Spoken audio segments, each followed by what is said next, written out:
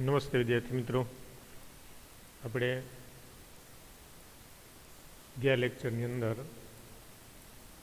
જુદા જુદા પ્રકારના જે સજીવો છે એની અંદર ડીએનએ અને એના જુદા જુદા પ્રકારે આપણે એનું વિસ્તૃતીકરણ કરી અને એની આખી પ્રિન્ટ જે આપણે બનાવી શકીએ છીએ, એટલે કે જેને આપણે હ્યુમન જીનોમ પ્રોજેક્ટ તરીકે ઓળખીએ છીએ, એના વિશેની આપણે માહિતી છે જોઈતી. હવે ત્યાર પછી DNA finger printing. Finger print, finger એટલે આંગળીઓ અને આંગળીઓની પ્રિન્ટ. એમ આપણે કહીએ છીએ કે આપણા કોઈ પણ હાથની આંગળીઓ જે છે કે અંગૂઠો છે એને આપણે ફિંગરપ્રિન્ટ કહીએ છીએ. પણ અહીંયા ડીએનએની ફિંગરપ્રિન્ટ. ડીએનએની ફિંગરપ્રિન્ટ એટલે શું? તો કે ડીએનએ ઉપર ગોઠવાયેલા જુદા જુદા જે નાઇટ્રોજન બેઝ છે એ નાઇટ્રોજન બેઝનો ચોક્કસ જે ક્રમ છે, એટલે કે જેને આપણે ન્યુક્લિયોટાઇડ કહીએ છીએ, એ ન્યુક્લિયોટાઇડનો ચોક્કસ જે ક્રમ છે એ ક્રમ કઈ રીતે ગોઠવાયેલો છે અને આવી જે ગોઠવણી છે એની અંદર કઈ રીતે જોવા મળે છે, આ પ્રકારની જે પ્રક્રિયા છે એને આપણે ડીએનએ ફિંગર પ્રિન્ટિંગ તરીકે ઓળખીએ છીએ. તો આપણે આગળની જે માહિતી છે એની અંદર જાણીએ છીએ કે મનુષ્યમાં જોવા મળતા લગભગ 99.9% બેઝ ક્રમ સરખા છે.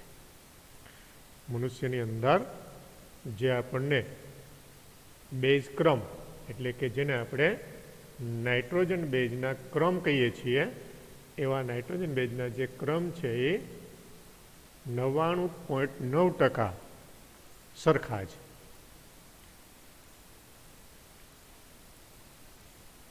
એટલે કે લગભગ એની અંદર કોઈ પણ પ્રકારનો ફેરફાર આપણને જોવા મળતો નથી.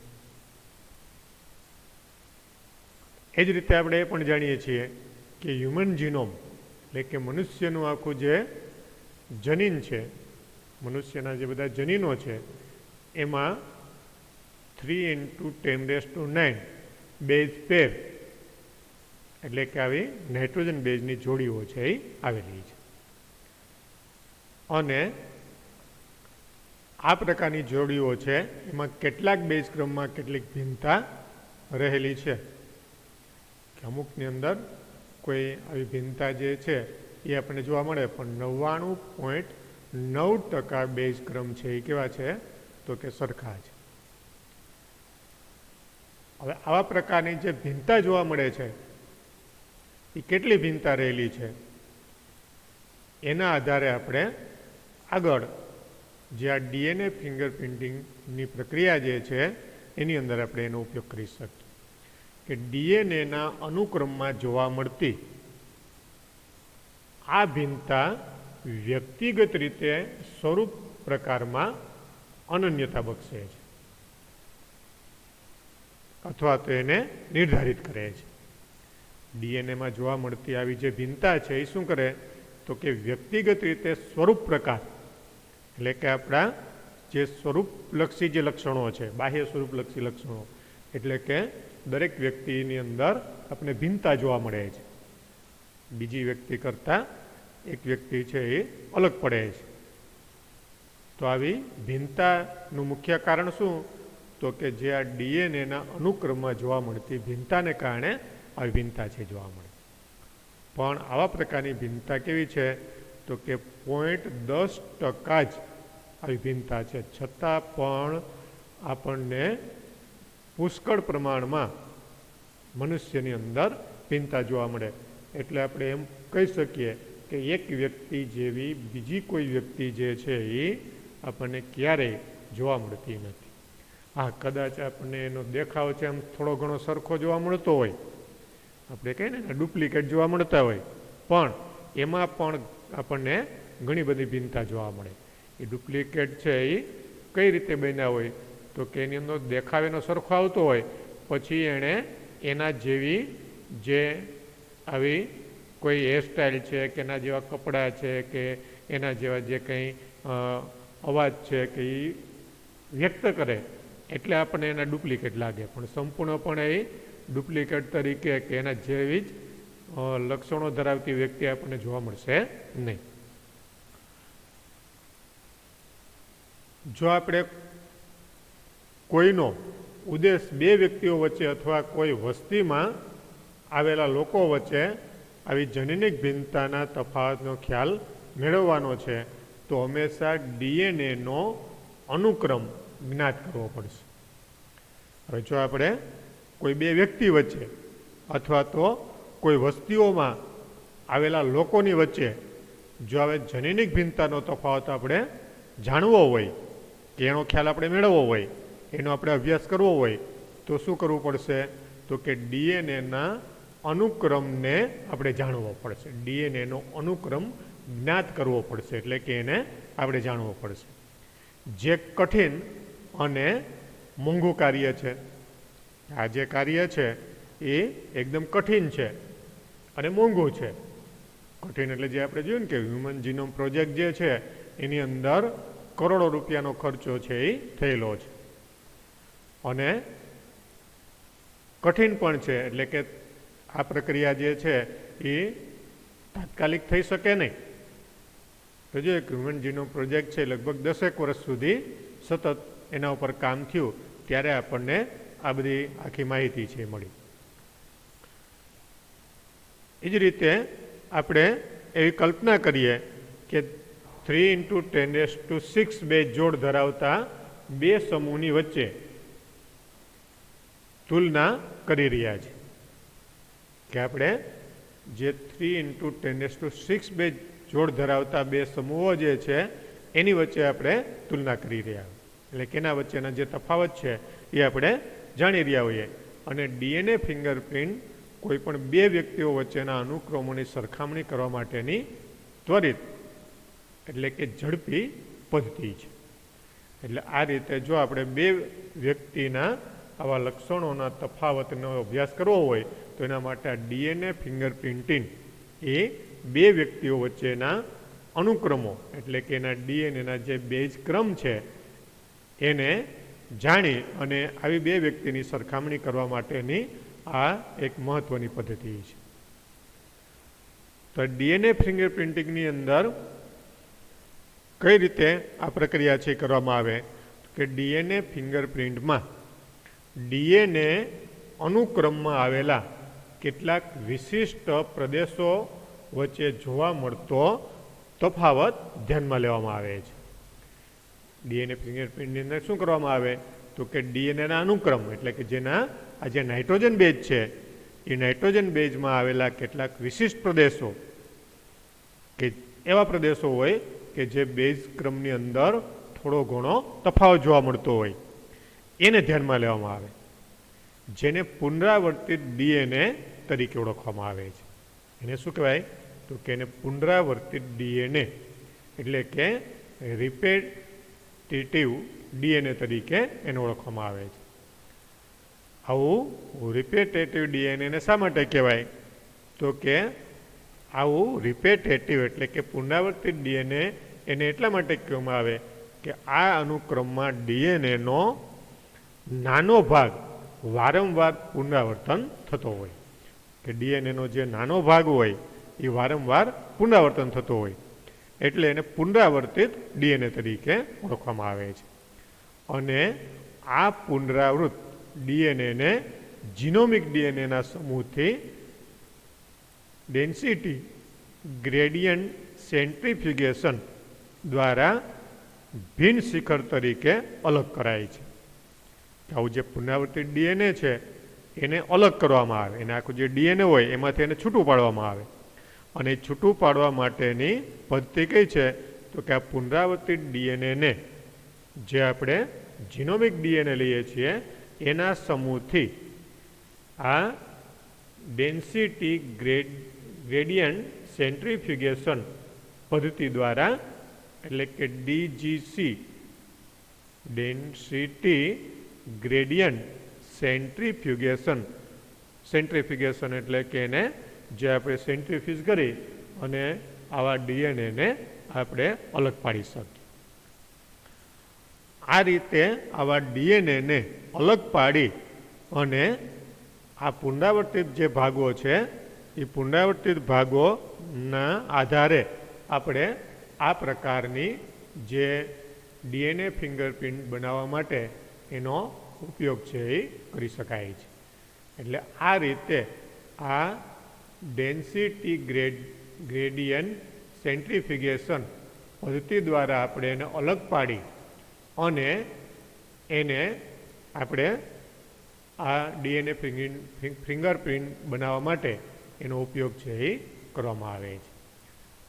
એટલે આ રીતે આ પ્રકારની જે પદ્ધતિ છે એના દ્વારા શું કરવામાં આવે તો કે આ જે ડીએનએ છે એની અંદરથી આ પુનરાવર્તિત જે ભાગ છે એને અલગ કરવામાં આવે છે.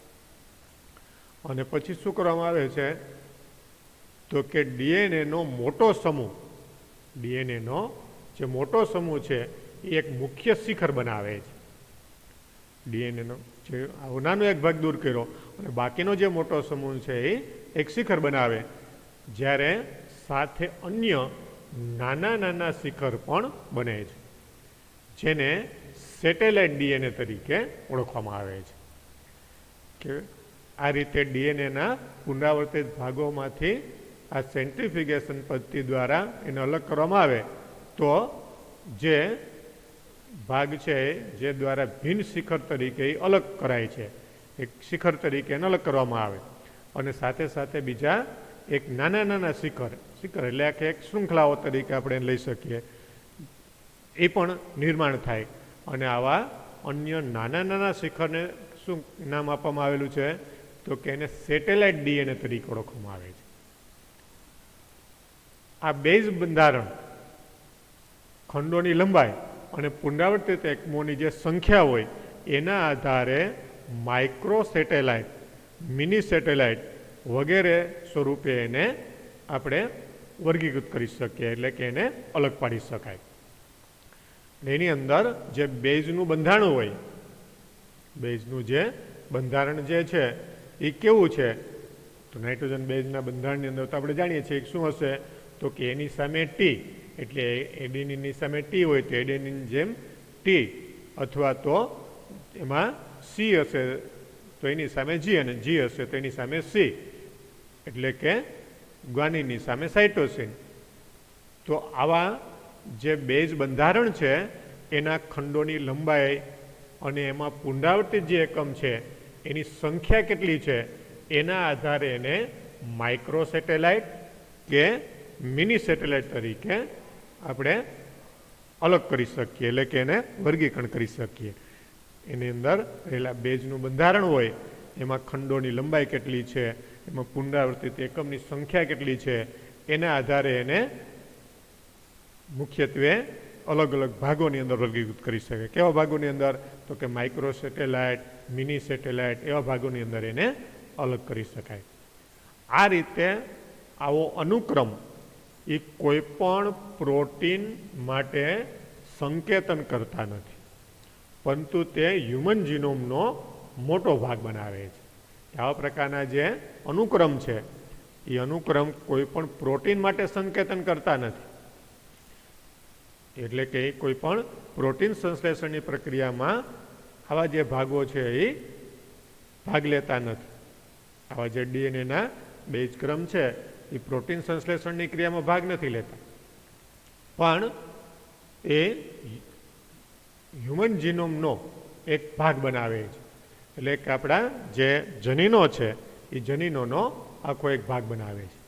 અને આ અનુક્રમ ઉચ્ચ સ્તરની બહુરૂપકતા પ્રદર્શિત કરે છે. આ પ્રકારનો જે અનુક્રમ છે એ આવી ઉચ્ચ સ્તરની બહુરૂપકતા પ્રદર્શિત કરે, એટલે કે એમાં બહુરૂપકતા એટલે જે આપણે આ વિવિધતા જે છે એ વિવિધતા એના દ્વારા પ્રદર્શિત થાય અને જે ડીએનએ ફિંગરપ્રિન્ટનો આધાર છે.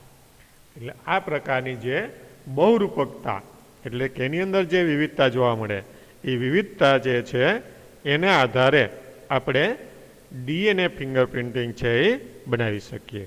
એટલે એ બહુરૂપકતા જે છે એ ડીએનએ ફિંગરપ્રિન્ટિંગનો આધાર છે. આમ કોઈપણ વ્યક્તિની પ્રત્યેક પેશીઓમાંથી પ્રાપ્ત ડીએનએમાં એક સમાન દરજાની બહુરૂપકતા જોવા મળે છે.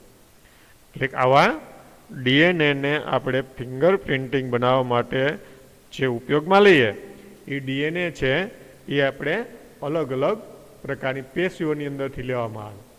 એટલે કોઈપણ વ્યક્તિની પ્રત્યેક પેશીઓની અંદર કોઈપણ પેશીની અંદર આપણે લઈએ, જેમ કે આપણે આ જે ડીએનએ ફિંગરપ્રિન્ટિંગ બનાવવા માટે રુધિરના કોઈ પણ કોષો લઈએ, એ જ રીતે આપણી વાળની પુટિકા એટલે કે વાળ જ્યાં આપણી ચામડીની અંદર જે ખૂંચેલો હોય ત્યાં એક ગોળાકાર જેવી કે લંબગોળાકાર જેવી પુટિકા જેવી રચના આવેલી હોય, જેમાંથી વાળ ઉત્પન્ન થયેલો હોય, એની અંદર પણ ડીએનએ આવેલું, એ પણ એક કોષ જ છે. એ રીતે આપણી ત્વચાના કોઈ પણ કોષો લઈએ, હાડકાના કોઈ પણ કોષો લઈએ, લાળ ગ્રંથિના કોઈ પણ કોષો લઈએ કે શુક્રકોષો લઈએ, તો આવા કોઈ પણ કોષોમાંથી આપણે આવા ડીએનએના જે ખંડો છે એને અલગ કરીએ તો એની અંદર આવી બહુરૂપકતા જે છે એ એક સમાન દરજાની જોવા મળે છે. આવા કોઈ પણ પેશીના કોષોમાંથી ડીએનએમાં એક સમાન દરજાની બહુરૂપકતા જોવા મળે. એટલે કે એની અંદર બહુરૂપકતા બધામાં સરખી જ હોય.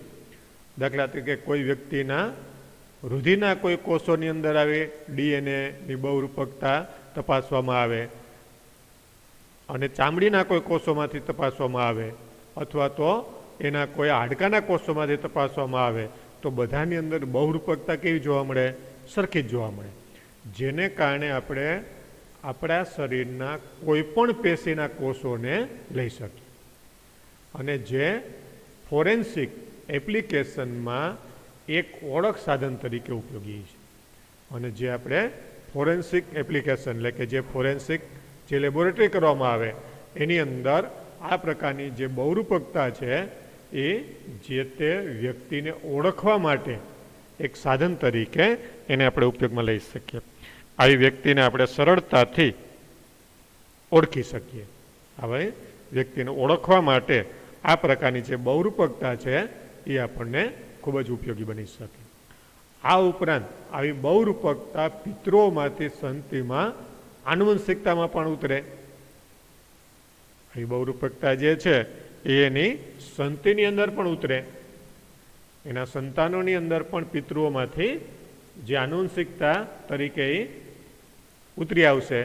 અને એટલા માટે જ્યારે પિતૃત્વ વિવાદ ઊભો થયો હોય એવા સમયે આ ડીએનએ ફિંગરપ્રિન્ટિંગ એક ઉત્તમ કસોટી છે.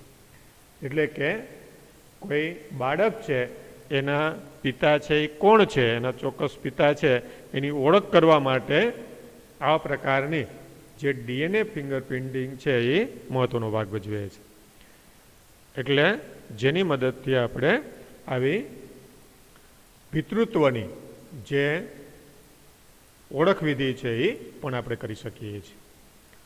એટલે આ રીતે આ ડીએનએ ફિંગરપ્રિન્ટિંગ જે છે એ ફોરેન્સિક એપ્લિકેશનની અંદર એક ઓળખ માટે મહત્વનો ભાગ ભજવે છે. અને એની મદદથી આપણે આવી જે પિતૃત્વ ઉપરાંત ઘણી બધી ક્રાઇમ કે અન્ય પ્રકારની ઘણી માહિતી જે છે એ આપણે એની મદદથી મેળવી શકીએ છીએ. એટલે આ રીતે આવી જે બહુરૂપકતા છે એ એની અંદર મહત્વનો ભાગ ભજવે છે. આ પ્રકારની જે આવી બહુરૂપકતા છે એ અન્ય કઈ રીતે ઉપયોગી છે? તો કે ડીએનએ અનુક્રમની અંદર જોવા મળતી આવી બહુરૂપકતા એટલે શું? તો કે એની અંદર જોવા મળતી વિવિધતા. બહુરૂપકતા એટલે એની અંદર જે બેઝ ક્રમ છે એમાં જોવા મળતી વિવિધતા. એટલે આ ડીએનએ અનુક્રમમાં જોવા મળતી બહુરૂપકતા, જેને આપણે પોલીમોર્ફિઝમ તરીકે ઓળખીએ છીએ, જે ડીએનએ ફિંગરપ્રિન્ટિંગની સાથે સાથે હ્યુમન જીનોમના આનુવંશિક નકશા તૈયાર કરવા માટે પણ લાભદાયક છે. એના અલગ અલગ ઉપયોગ આપેલા છે. પહેલો ઉપયોગ ક્યાં થાય તો કે ફોરેન્સિક લેબોરેટરીની અંદર અને પિતૃત્વ અથવા તો કોઈ પણ અન્ય જે વ્યક્તિની ઓળખ માટે એનો ઉપયોગ કરી શકીએ. આ ઉપરાંત હ્યુમન જીનોમના આનુવંશિક નકશાઓ તૈયાર કરવા માટે પણ આપણે એનો ઉપયોગ કરી શકીએ. આથી આપણે ડીએનએ બહુરૂપકતા શું છે એ સમજવું જરૂરી છે. એટલે ડીએનએ બહુરૂપકતા એ શું છે, કઈ રીતે આવી ડીએનએ બહુરૂપકતા જે છે એ આપણે જોઈ શકીએ, મેળવી શકીએ અથવા તો એનો અભ્યાસ કરી શકીએ, આ બાબતને સમજવી જરૂરી છે. આવી બહુરૂપકતા જે આનુવંશિક આધાર ઉપર વિવિધતા જોવા મળે છે, જે વિકૃતિના કારણે ઉત્પન્ન થાય છે.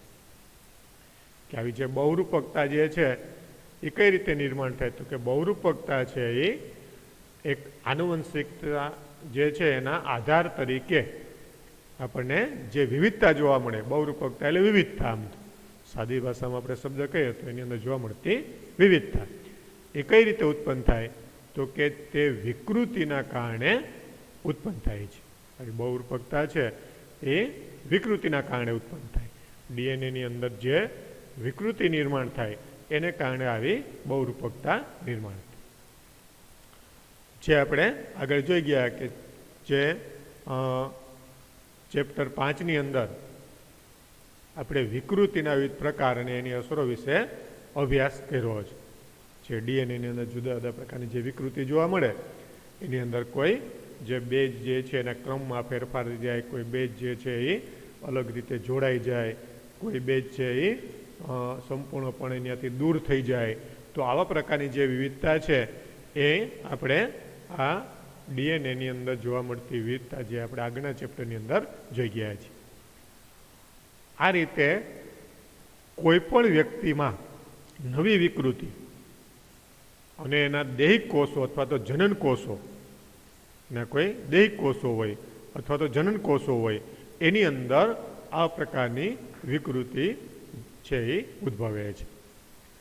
કોઈ પણ વ્યક્તિમાં આવી નવી વિકૃતિઓ એના કોઈ દૈહિક કોષો એટલે કે શરીરના કોષો અથવા તો જનન કોષો અથવા જેને આપણે પ્રજનન કોષો કહીએ છીએ, લિંગી પ્રજનન કરતા સજીવોમાં જ્યારે જન્યુઓનું નિર્માણ થાય એટલે કે જેને આપણે શુક્રકોષ અને અંડકોષો કહીએ છીએ, આવા શુક્રકોષ અને અંડકોષોનું નિર્માણ થાય એ સમયે આવા પ્રકારની જે વિવિધતા છે એટલે કે વિકૃતિ છે એ ઉદ્ભવે છે.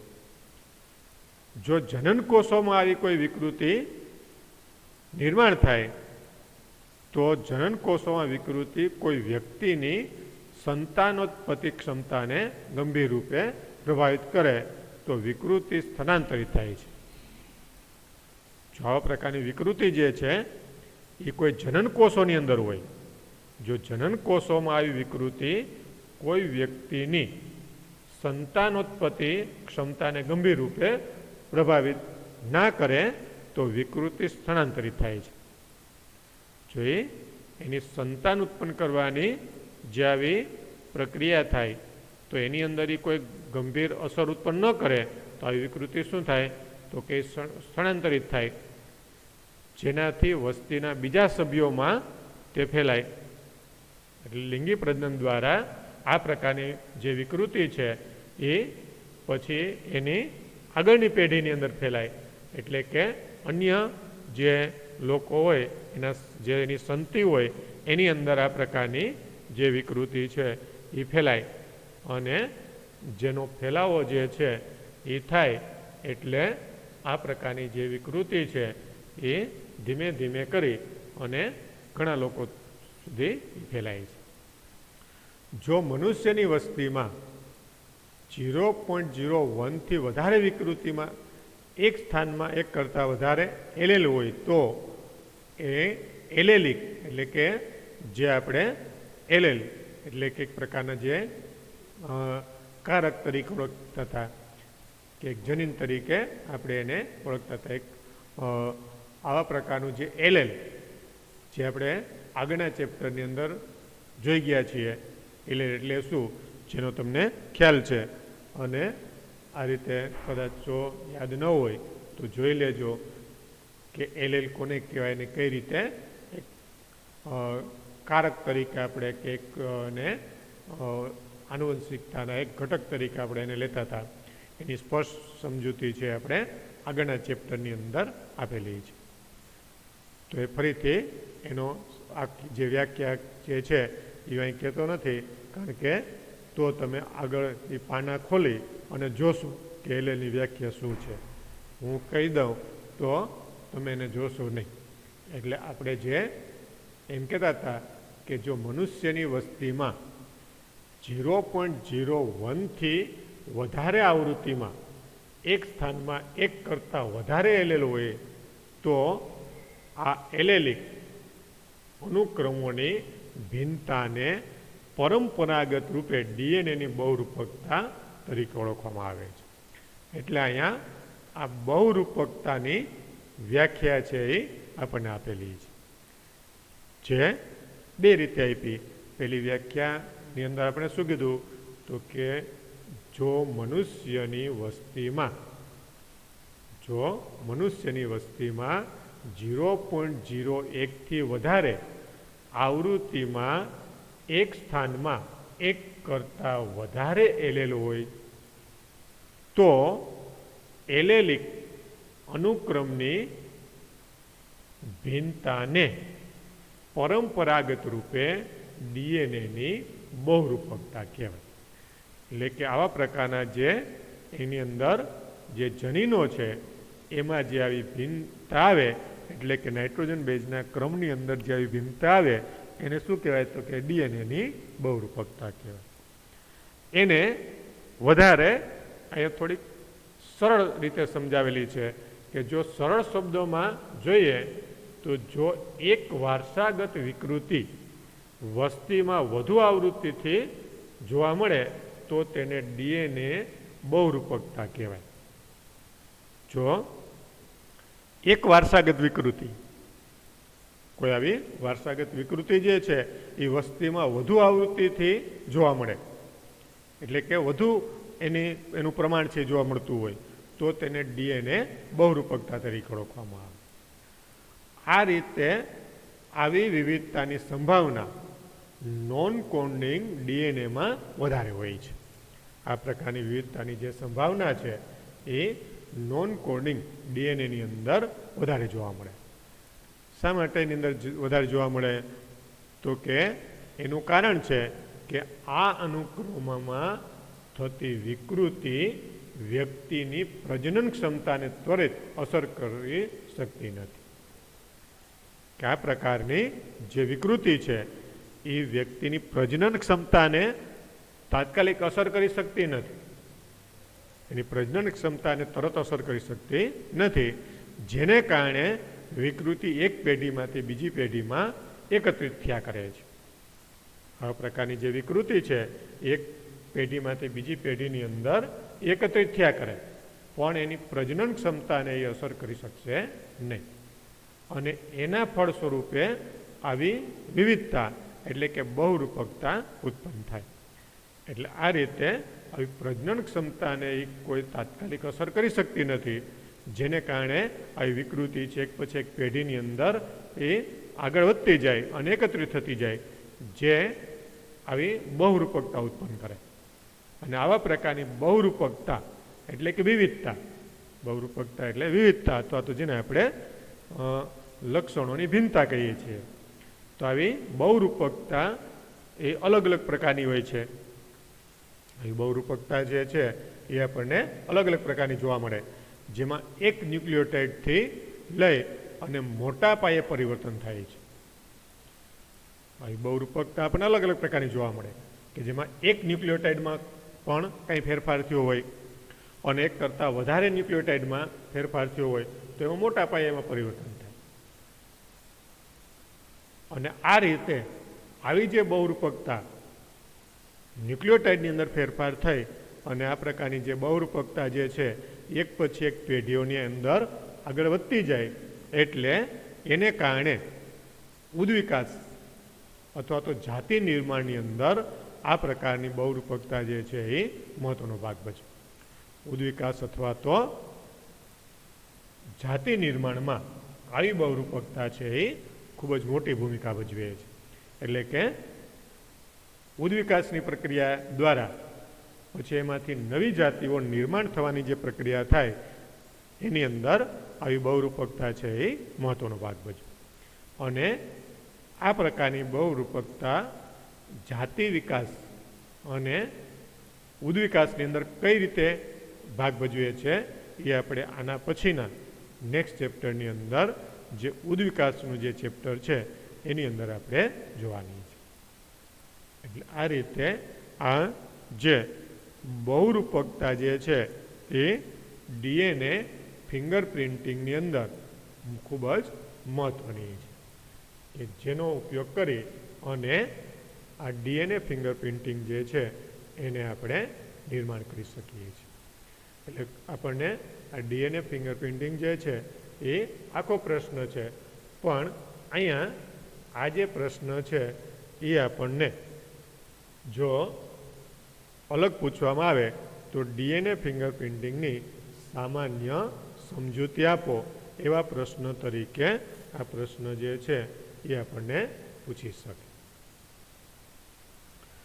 પછી આ ડીએનએ જે ફિંગરપ્રિન્ટિંગ છે એની અંદર જે આવા નાઇટ્રોજન બેઝના જે ક્રમ છે એની અંદર થતા આવા ફેરફારો વિશેની જે પ્રક્રિયા છે એ આપણે કઈ રીતે અલગ કરી શકીએ. ડીએનએ ફિંગરપ્રિન્ટિંગ છે એનું આપણે નિર્માણ કઈ રીતે કરી શકીએ અને એના માટે કઈ પદ્ધતિનો ઉપયોગ છે કરવામાં આવે. તો એના માટે ખાસ કરીને variable number of tandem repeats જે પ્રક્રિયા છે એ પદ્ધતિની મદદથી આવી ડીએનએ ફિંગરપ્રિન્ટિંગની જે પ્રક્રિયા છે એને આપણે અલગ અલગ તબક્કાઓ પ્રમાણે એને અલગ કરી શકીએ છીએ. તો અહીંથી આપણને એક નવો પ્રશ્ન છે એ પૂછી શકે. તો આ જે પ્રશ્ન આપણને અહીં પૂછવામાં આવે એ પ્રશ્ન જે છે એ અહીંથી અલગ પૂછે. પ્રશ્ન આપણે એ રીતે લખી શકીએ કે જેમાં variable number of tandem repeat એને ટૂંકમાં કહેવાય VNTR પદ્ધતિ સમજાવો. VNTR પદ્ધતિ સમજાવો એવા પ્રશ્ન તરીકે આપણને અલગ પ્રશ્ન છે અહીંથી પૂછી શકે. કારણ કે ડીએનએ ફિંગરપ્રિન્ટિંગ આખી પ્રક્રિયા લાંબી છે એટલે આખો પ્રશ્ન ન પૂછે. આપણે આગળ જે ડીએનએ ફિંગરપ્રિન્ટિંગ એટલે શું અને એનું મહત્વ એ રીતેનો પ્રશ્ન છે એ આગળ આપણને પૂછવામાં આવે. અને હવે જે અહીં પ્રશ્ન આપણને પૂછે એ VNTR એટલે કે variable number of tandem repeats પદ્ધતિ સમજાવો એવા પ્રશ્ન તરીકે પૂછવામાં આવે. અથવા તો ડીએનએ ફિંગરપ્રિન્ટિંગના તબક્કાઓ સમજાવો અથવા તો ડીએનએ ફિંગરપ્રિન્ટિંગની અંદર સમાવેશ થતા તબક્કાઓ સમજાવો અથવા તો ડીએનએ ફિંગરપ્રિન્ટિંગ કઈ રીતે મેળવી શકાય તેના તબક્કાઓ સમજાવો એવા પ્રશ્ન તરીકે આપણને આવો પ્રશ્ન છે એ પૂછવામાં આવે. તો આ ડીએનએ ફિંગરપ્રિન્ટિંગની જે પ્રક્રિયા છે એ સૌ પ્રથમ એલિક જેફ્રિયસ નામના વૈજ્ઞાનિક દ્વારા એને વિકસાવવામાં આવી. આ ડીએનએ ફિંગરપ્રિન્ટિંગની પદ્ધતિ છે કોણે વિકસાવી? તો કે એ પદ્ધતિ એલિક જેફ્રિયસ નામના વૈજ્ઞાનિકે વિકસાવી અને એણે આ પદ્ધતિની અંદર સેટેલાઇટ ડીએનએનો પ્રોબ સ્વરૂપમાં ઉપયોગ કર્યો. એણે એના માટે જે સેટેલાઇટ ડીએનએ છે એનો એક પ્રોબ એટલે કે એના એક ટુકડાનો એને ઉપયોગ કર્યો. સેટેલાઇટ ડીએનએનો એને પ્રોબ સ્વરૂપમાં એનો ઉપયોગ કર્યો. કારણ કે એની અંદર ઘણી બધી બહુરૂપકતા હતી. એણે જોયું આ એલિક જેફ્રિયસ નામના વૈજ્ઞાનિકે જોયું કે જ્યાં સેટેલાઇટ ડીએનએનો જે પ્રોબ હતો એની અંદર ઘણી બધી આવી બહુરૂપકતા જોવા મળતી હતી. અને આ પ્રકારની બહુરૂપકતાને variable number of tandem repeat તરીકે ઓળખવામાં આવે છે. એને વેરિયેબલ નંબર ઓફ રિપીટ તરીકે ઓળખવામાં આવે છે. એટલે અહીંયા આ પદ્ધતિને VNTR એવા ટૂંકા નામથી ઓળખવામાં આવે. એટલે આપણે અહીંયા VNTR એટલે શું અથવા તો variable number of tandem repeats એટલે શું એ પણ આપણે ટૂંકા પ્રશ્નો તરીકે યાદ રાખવા.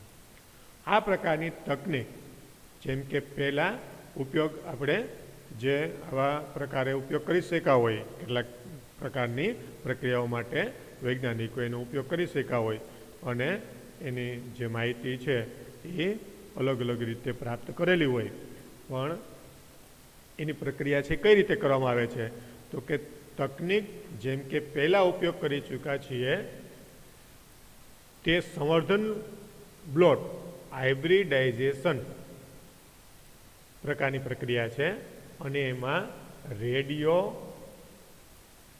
લેબલ્ડ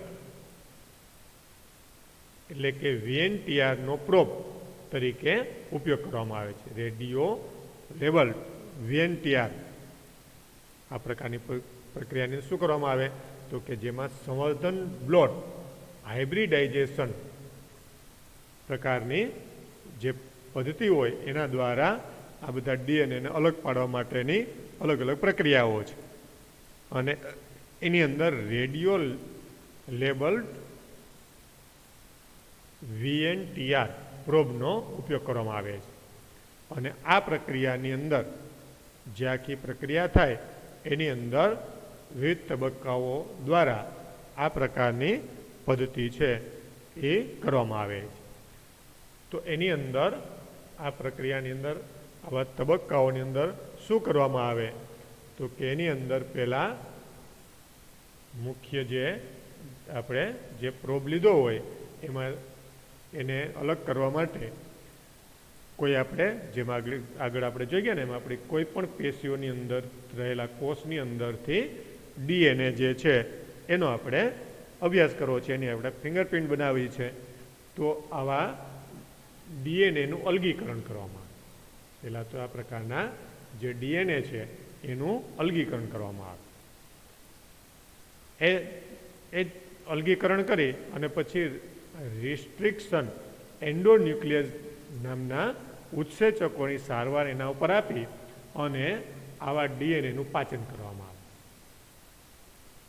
રિસ્ટ્રિક્શન એન્ડોન્યુક્લિયસ દ્વારા DNAનું પાચન કરવામાં આવે એટલે કે એના ટુકડાઓ થઈ જાય, DNAનું પાચન થઈ જાય એટલે કે એના અલગ અલગ ખંડોમાં એનું વિભાજન થઈ જાય. આ રિસ્ટ્રિક્શન એન્ડોન્યુક્લિયસ ઉત્સેચકો એવા ઉત્સેચકો છે કે જેને DNAને અલગ અલગ ખંડોમાં ચોક્કસ જગ્યાઓથી એના ટુકડાઓ કરી નાખે. પછી ઇલેક્ટ્રોફોરેસિસ પદ્ધતિ દ્વારા DNAના ખંડોનું અલગીકરણ કરવામાં આવે. પહેલાં આપણે કોષની અંદરથી DNA અલગ કર્યું, પછી રિસ્ટ્રિક્શન એન્ડોન્યુક્લિયસ દ્વારા એના પાચન કરી એટલે ટુકડાઓ કર્યા અને પછી ઇલેક્ટ્રોફોરેસિસ પદ્ધતિ જે છે એની મદદથી DNAના જે આ ટુકડાઓ છે એટલે કે એના જે ખંડો છે એને અલગ કરવામાં આવે. આ અલગ કરેલા ખંડોનું સંશ્લેષિત પટલ જેમ કે નાઇટ્રોસેલ્યુલોઝ અથવા તો નાયલોન ઉપર એને સ્થળાંતર કરવામાં આવે. પછી શું કરવામાં આવે તો કે અલગીકૃત કરેલા DNA જે ખંડો હોય કે જેને આપણે ઇલેક્ટ્રોફોરેસિસ પદ્ધતિ દ્વારા એને અલગ કરેલા છે એને નાઇટ્રોસેલ્યુલોઝ અથવા તો નાયલોનના જે પટ્ટી હોય એના ઉપર એને સ્થળાંતરિત કરવામાં આવે. અલગીકૃત કરેલા ખંડોને શું કરવામાં આવે તો કે નાઇટ્રોસેલ્યુલોઝ અથવા તો નાયલોન ઉપર એને સ્થળાંતર કરવામાં આવે. ત્યાર પછી લેબલ VNTR પ્રોબનો ઉપયોગ કરી અને સંકરણ કરવામાં આવે. લેબલ કરેલ જે આપણે જોઈએ છીએ એ પ્રકારનો જે ટુકડો છે લેબલ્ડ એટલે કે આપણે જેને લેબલ કરેલો છે કે આપણે ટુકડાને જોઈએ છીએ DNA ફિંગરપ્રિન્ટ બનાવવા માટે, એ જે VNTR જે પ્રોબ છે એનો ઉપયોગ કરી અને સંકરણ કરવામાં આવે અને ત્યાર પછી ઓટો રેડિયોગ્રાફી દ્વારા સંકરિત ડીએનએ ખંડોની ઓળખ કરવામાં આવે. એક પ્રકારની જે રેડિયોગ્રાફી પદ્ધતિ છે, આવી ઓટો રેડિયોગ્રાફી પદ્ધતિનો ઉપયોગ કરી અને જે સંકરિત ડીએનએ છે, આપણે સંકરણ કરેલું જે ડીએનએ હોય, ઉપયોગ કરીને જેને આપણે સંકરણ કરેલું છે, એ ખંડોને એની ઓળખ કરવામાં આવે. આ રીતે આવી ડીએનએ ફિંગરપ્રિન્ટિંગની પ્રક્રિયા જે છે એ મુખ્યત્વે આપણે આ 6 તબક્કાઓની અંદર એને કરી શકીએ. પહેલાં ડીએનએનું અલગીકરણ કરવાનું, બીજા તબક્કાની અંદર એન્ડોન્યુક્લિયસ દ્વારા એનું પાચન કરવાનું, ત્રીજા તબક્કાની અંદર ઇલેક્ટ્રોફોરેસિસની મદદથી આપણે ડીએનએના ખંડોને અલગ કરવાના, પછી એને નાઇટ્રોસેલ્યુલોઝ અથવા તો નાયલોનની જે પ્લેટ હોય એના ઉપર એનું સ્થળાંતર કરવાનું, જેની અંદર સ્થળાંતર કરેલ આવા જે ટુકડા છે એમાં વીએનટીઆર પ્રોબનો ઉપયોગ કરી અને એનું સંકરણ કરવાનું અને પછી ઓટો રેડિયોગ્રાફી પદ્ધતિ દ્વારા ડીએનએ ખંડોની ઓળખ કરવાની. આ પ્રકારની જે પ્રક્રિયા છે એની મદદથી આપણે ડીએનએ ફિંગરપ્રિન્ટિંગની મદદથી એને અલગ કરી શકીએ. આ રીતે ડીએનએ ફિંગરપ્રિન્ટિંગનું જે આખી પ્રક્રિયા છે એ આપણને અહીંયા એક ચિત્ર દ્વારા, એટલે કે જે આકૃતિ જે છે એના દ્વારા ચિત્રી પ્રદર્શિત કરી અને આપણને દર્શાવેલી છે.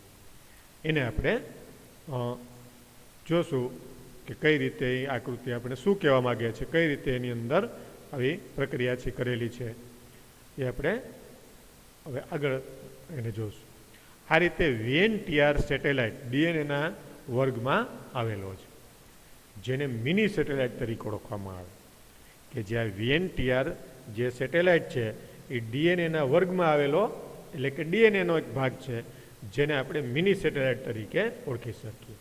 અને એમાં એક નાનો ડીએનએ અનુક્રમ ઘણી નકલોની સંખ્યામાં અનુબદ્ધ રીતે ગોઠવાયેલો હોય છે.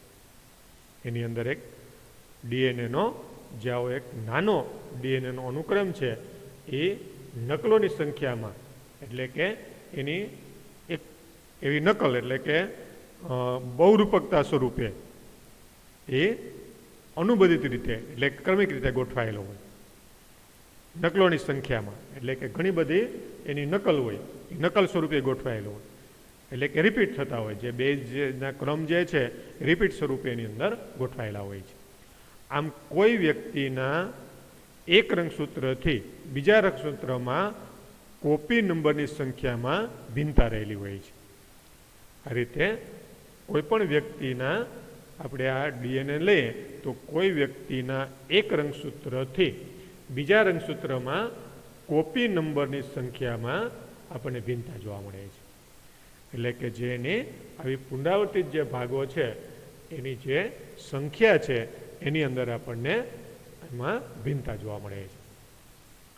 અને આવા પ્રકારની જે ભિન્નતા છે એનો આપણે ઉપયોગ કરી અને વ્યક્તિની ઓળખ જે છે એ પ્રાપ્ત કરી શકીએ. આ રીતે પુનરાવૃત્તોની સંખ્યામાં ઘણી ઉચ્ચ સ્તરી બહુરૂપકતા જોવા મળે છે. આ રીતે જે આવા પુનરાવર્તિત ભાગો હોય એની અંદર ઘણી મોટા પ્રમાણમાં આવી બહુરૂપકતા જોવા મળે છે. અને જેના ફળ સ્વરૂપે વીએનટીઆરના કદમાં પરિવર્તન થતું રહેતું હોય છે. કે જ્યાં વીએનટીઆર છે એના કદમાં સતત પરિવર્તન થતું રહેતું હોય. શા માટે પરિવર્તન થતું હોય? તો કે જે પુનરાવર્તિત જે ભાગો છે એની સંખ્યામાં ઘણી ઊંચી બહુરૂપકતા જોવા મળતી હોય, જેને કારણે વીએનટીઆરના કદમાં પરિવર્તન થતું હોય. અને એનું જે કદ છે એ સામાન્ય રીતે 0.1 થી 20 KB એટલે કે કિલો બેઝનું જોવા મળે છે. એટલે કે એનું કદ જે છે એ 0.1 થી 20 KB એટલે કે KB એટલે કિલો બેઝ, કે જે આવા પ્રકારની જે શૃંખલા ઉપર રહેલા આવા બેઝનો ક્રમ દર્શાવેલો છે. એટલે આપણે એને કિલોગ્રામની અંદર માપી ન શકીએ, પણ એની અંદર એના એકમ તરીકે આપણને દર્શાવેલું છે. એને કિલો બેઝ તરીકે આપણે લઈ શકીએ. આ રીતે VNTR પ્રોબથી સંકરણના ફળ સ્વરૂપે પ્રાપ્ત ઓટો રેડિયોગ્રાફીમાં વિવિધ આકારની પટ્ટીઓ જોવા મળે છે. કે જે આપણે VNTR એટલે કે જે આવો ડીએનએનો જે ટુકડો આપણે લીધો હોય એને જો આપણે ઓટો રેડિયોગ્રાફીની અંદર જોઈએ તો ઓટો રેડિયોગ્રાફીની અંદર એમાં અલગ અલગ પ્રકારની પટ્ટીઓ આપણે જોવા મળે. અને આવા પ્રકારની પટ્ટીઓ કોઈ વ્યક્તિના ડીએનએના વિશિષ્ટ સ્વરૂપને વ્યક્ત કરે છે. આવી પટ્ટીઓ જે આપણને આગળ આપણે જોશું એટલે આકૃતિની અંદર દર્શાવેલી છે. તો આવા પ્રકારની જે પટ્ટીઓ છે એ કોઈ વ્યક્તિના ડીએનએના વિશિષ્ટ સ્વરૂપને વ્યક્ત કરે છે. કારણ કે આવી જે પટ્ટીઓ છે એની અંદર બધી જ વ્યક્તિઓની અંદર અલગ અલગ પ્રકારની વિવિધતા જોવા મળતી. અને આવા પ્રકારની વિવિધતા છે એ જે તે વ્યક્તિને ચોક્કસ રીતે દર્શાવે છે. કોઈ એક વ્યક્તિની અંદર આવી પટ્ટીઓ જોવા મળતી હોય એ અન્ય વ્યક્તિની અંદર પછી ક્યારેય આપણને જોવા મળતી નથી. આ પટ્ટીઓ સમરૂપી કે એક યુગ્મક જોડીઓને છોડી અને કોઈ પણ વ્યક્તિગત વસ્તીમાં આવી જે પટ્ટીઓ હોય એ સમરૂપી અથવા તો એક યુગ્મક જોડીઓને છોડી અને કોઈ પણ વ્યક્તિની અંદર અથવા તો વસ્તીમાં આપણે કોઈ એક વ્યક્તિથી બીજી વ્યક્તિને આપણે લઈએ. આવી જે જોડીઓ છે એ આપણે કોઈ વસ્તીની અંદર કોઈ એક વ્યક્તિથી બીજી વ્યક્તિની અંદર લઈએ તો આ પ્રકારની જોડીઓ જે છે એની અંદર આપણને ભિન્નતા જોવા મળે છે. આ પ્રકારની જે જોડીઓ હોય એની અંદર આપણને ઘણી બધી ભિન્નતા જોવા મળતી હોય છે. અને આ રીતે આવી પોલિમરેજ ચેન રિએક્શનનો ઉપયોગ કરી અને એની સંવેદનશીલતાને આપણે વધારી શકીએ છીએ. જે પોલિમરેજ ચેન રિએક્શન કે જેને આપણે PCR તરીકે ઓળખીએ છીએ, આ PCR પદ્ધતિનો ઉપયોગ કરી અને આપણે એની સંવેદનશીલતાને વધારી શકીએ. એટલે કે PCRની મદદથી એનું પોલિમરેજ ચેન રિએક્શન પદ્ધતિથી આપણે એનું સંવર્ધન કરી શકીએ અને એનો અલગ અલગ રીતે ઉપયોગ કરી શકીએ. જે આપણે PCR પદ્ધતિ કોને કહેવાય એ આપણે 11મા ધોરણની અંદર ભણી ગયા છીએ. પોલિમર ચેન રિએક્શન કે જે આપણે અલગ અલગ રીતે અત્યારે આ જે પ્રક્રિયા છે એ ખૂબ જ પ્રચલિત છે. કારણ કે કોરોના જે વાયરસ છે એનો ટેસ્ટ કરવા માટેનો ચોક્કસ ટેસ્ટ આપણે કરવો હોય કે એ વ્યક્તિને આ કોરોના વાયરસનો ચેપ લાગેલો છે કે નહીં એના માટે PCR પદ્ધતિનો જ ઉપયોગ કરવામાં આવે છે. પોલિમરેજ ચેન રિએક્શન કે જે આપણે 11મા ધોરણની અંદર જે અલગ અલગ રોગો માટે આપણે ભણી ગયા હતા. વિવિધ પ્રકારના રોગોની અંદર આ PCR પદ્ધતિની મદદથી એનું નિદાન છે આપણે કરી શકીએ. ખાસ કરીને એડ્સ જેવા રોગોની અંદર અને કેન્સર જેવા રોગો માટે PCR પદ્ધતિનો ઉપયોગ છે એ કરવામાં આવે. પણ અત્યારે તો ઘણા બધા પ્રકારના એવા વાયરસને આપણે ઓળખવા માટે એનો ઉપયોગ કરી શકીએ છીએ. અત્યારે જે કોરોના વાયરસ છે એના માટે આપણે આ PCR પદ્ધતિનો ઉપયોગ કરી શકીએ છીએ. અને એના પરિણામે કોઈ પણ એક કોષમાંથી મળતા ડીએનએમાંથી આપણે પર્યાપ્ત ડીએનએ ફિંગરપ્રિન્ટિંગ વિશ્લેષણ કરી શકાય છે. એટલે આ પ્રકારની પદ્ધતિનો ઉપયોગ કરી અને એક કોષમાંથી મળતા ડીએનએમાંથી પર્યાપ્ત ડીએનએ ફિંગરપ્રિન્ટિંગનું આપણે વિશ્લેષણ કરી શકીએ અને આપણે એનો ઉપયોગ કરી શકીએ. આ રીતે ફોરેન્સિક સાયન્સ સિવાય પણ અન્ય ક્ષેત્રમાં એનો ઉપયોગ થાય છે. આ પ્રકારના ડીએનએ ફિંગરપ્રિન્ટિંગનો ઉપયોગ ક્યાં થાય તો કે ફોરેન્સિક સાયન્સમાં તો થાય જ, પણ એ સિવાયના અન્ય ક્ષેત્રની અંદર પણ આવા પ્રકારના ફોરેન્સિક જે સાયન્સ સિવાયના ક્ષેત્રોમાં આવા ડીએનએ ફિંગરપ્રિન્ટિંગનો આપણે ઉપયોગ કરી શકીએ. જેમ કે વસ્તી અને જનીનિક વિવિધતાના નિર્ધારણમાં કોઈ વસ્તી અને એમાં રહેલા જનીનિક વિવિધતા કેવી છે એનો અભ્યાસ કરવામાં આપણે એનો ઉપયોગ કરી શકીએ. ફોરેન્સિક સાયન્સમાં એટલે કે આપણે જે કોઈ ક્રાઇમની અંદર કોઈ બાળક છે એના પિતા કોણ છે, એના માતા કોણ છે, એને આપણે ઓળખવા માટે કોઈ પ્રકારના રોગોનું આવું નિદાન કરવા માટે એનાની અંદર તો થાય જ, પણ વસ્તી અને જનીનિક વિવિધતાને સમજવા માટે, એનો અભ્યાસ કરવા માટે પણ એનો ઉપયોગ થાય છે. આ રીતે અત્યારના સમયની અંદર ઘણા બધા વૈવિધ્યપૂર્ણ પ્રોબ્સનો ઉપયોગ ડીએનએ ફિંગરપ્રિન્ટિંગ બનાવવા માટે કરવામાં આવી રહ્યો છે. આ રીતે આ પ્રકારના પ્રોબનો ઉપયોગ આપણે અલગ અલગ રીતે ડીએનએ ફિંગરપ્રિન્ટિંગ બનાવવા માટે એનો ઉપયોગ છે આપણે કરી રહ્યા છીએ. એટલે આ રીતે ડીએનએ ફિંગરપ્રિન્ટિંગની પ્રક્રિયા જે છે એના દ્વારા આપણે આ પ્રકારની પદ્ધતિને વિકસાવી શકીએ છીએ અને એનો ઉપયોગ છે આપણે કરી શકીએ છીએ. તો આ રીતે આ ડીએનએ ફિંગરપ્રિન્ટિંગની પ્રક્રિયા કઈ રીતે કરવામાં આવે એ આપણે જોઈએ. હવે આ ડીએનએ ફિંગરપ્રિન્ટિંગ માટેની જે આપણને આકૃતિ આપેલી છે, એની જે કંઈ આખી પ્રક્રિયા કઈ રીતે એની અંદરથી કરી અને આખા પટ્ટાઓ સ્વરૂપે એને મેળવવામાં આવે છે, એ જે આકૃતિ છે એના વિશેની જે માહિતી છે એ આપણે હવે નેક્સ્ટ લેક્ચરની અંદર જોઈશું. કારણ કે આખો પ્રશ્ન સળંગ હતો, એટલે આ પ્રશ્નને આપણે જેમ જોયું એમ આ 2 તબક્કાઓની અંદર કઈ રીતે, અથવા તો ખાલી વચ્ચેના તબક્કાઓ પૂછે તો એવા 2 કે 3 પ્રશ્નો અલગ અલગ રીતે આપણને પૂછી શકે. તો આ રીતે અહીંયા આપણે આ લેક્ચર છે એ પૂરો કરીએ છીએ.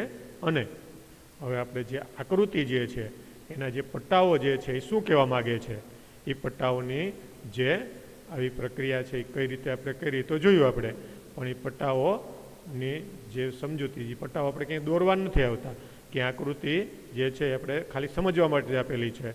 એટલે આપણે એને આ પટ્ટાઓને કે દોરીને કે એનું કોઈ વિશ્લેષણ કરીને આપણે બતાવવાના નથી.